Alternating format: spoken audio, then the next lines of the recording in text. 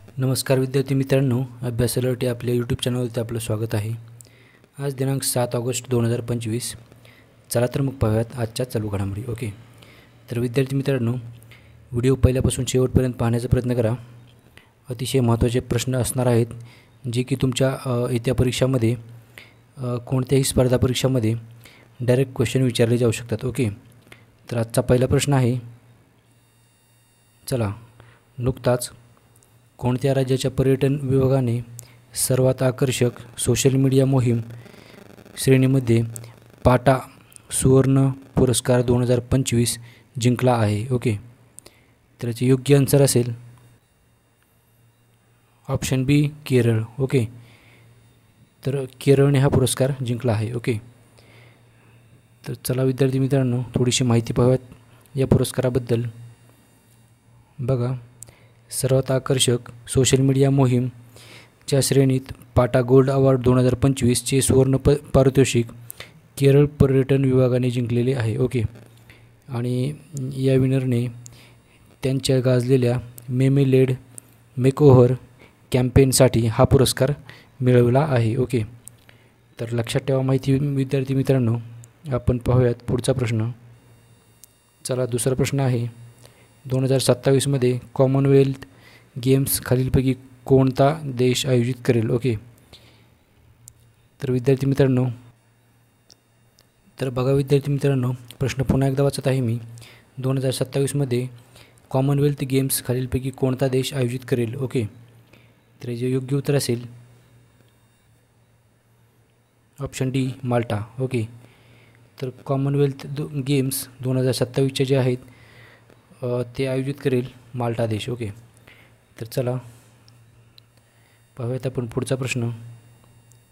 प्रश्न क्रमांक 3 आहे.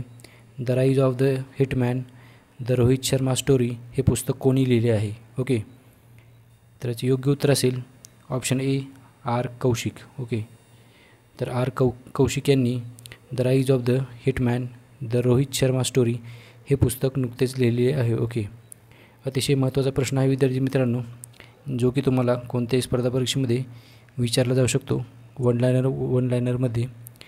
तर लक्षात ठेवा विद्यार्थी मित्रांनो. पुढचा प्रश्न पाहूयात आपण.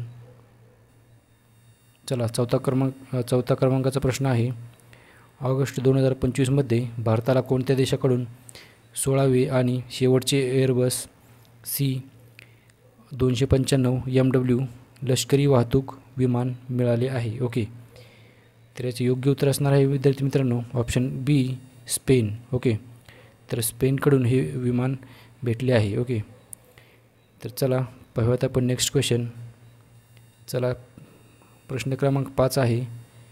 नुकताच पहिला बुद्धिबळ ई स्पोर्ट वर्ल्ड कप कोणी जिंकला आहे? ओके, तर विद्यार्थी मित्रांनो, पहिला बुद्धिबळ ई स्पोर्ट वर्ल्ड कप जो आहे तो नुकताच, याचं उत्तर असेल option A, Magnus Carlsen. Okay, तर नुकताच मॅग्नस कार्लसनने हा बुद्धिबळ ई स्पोर्ट्स वर्ल्ड कप जिंकला आहे. ओके, तर चला थोडीशी माहिती पाहूयात विद्यार्थी मित्रांनो.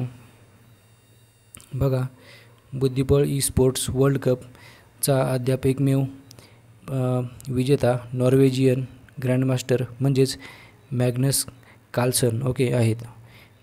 त्यांनी अलीरेझा फिरौझा यांना हरवून 1 ऑगस्ट 2025 मधील रोजी ग्रँड फायनलमध्ये हे पदक जिंकले आहे. ओके, तर या स्पर्धेच्या विजेत्या खेळाडूला $2,50,000 बक्षीस देण्यात आले आहे. ओके, तर एवढी माहिती लक्षात ठेवा विद्यार्थी मित्रांनो.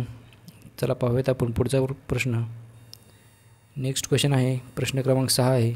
बघा, खालीलपैकी कोणता दिवस दरवर्षी हिरोशिमा दिवस म्हणून साजरा करण्यात येतो? ओके, तर दरवर्षी हिरोशिमा दिवस म्हणून कोणता दिवस साजरा करण्यात येतो? याचं उत्तर असेल ऑप्शन सी, 6 ऑगस्ट. ओके, तर दरवर्षी 6 ऑगस्ट रोजी हिरोशिमा दिवस म्हणून साजरा करण्यात येतो. ओके, तर विद्यार्थी मित्रांनो, चला पाहूयात आपण नेक्स्ट क्वेश्चन. प्रश्न क्रमांक 7 आहे. बघा, लक्षपूर्वक काळजीपूर्वक ऐका विद्यार्थी मित्रांनो. सरकारी कर्मचाऱ्यांसाठी सबेटिकल रजा योजना सुरू करणारे भारतातील पहिले राज्य कोणते आहे? ओके, तर विद्यार्थी मित्रांनो, याचं योग्य उत्तर असेल ऑप्शन बी सिक्कीम. ओके, तर सिक्कीम या राज्याने सॅबॅटिकल रजा योजना सुरू केली आहे आणि ते भारतातील पहिले राज्य बनले आहे. ओके, अशी योजना चालू करणारे. ओके, तर चला थोडीशी माहिती पाहूयात या योजनेबद्दल. बघा, या योजनेचे उद्दिष्ट आहे राज्याच्या प्रशासन व्यवस्थेत कामगार कल्याण, करिअर वाढ आणि प्रशासकीय कार्यक्षमता सुधारणे हे आहे. ओके, तर चला विद्यार्थी मित्रांनो पाहूयात आपण नेक्स्ट क्वेश्चन.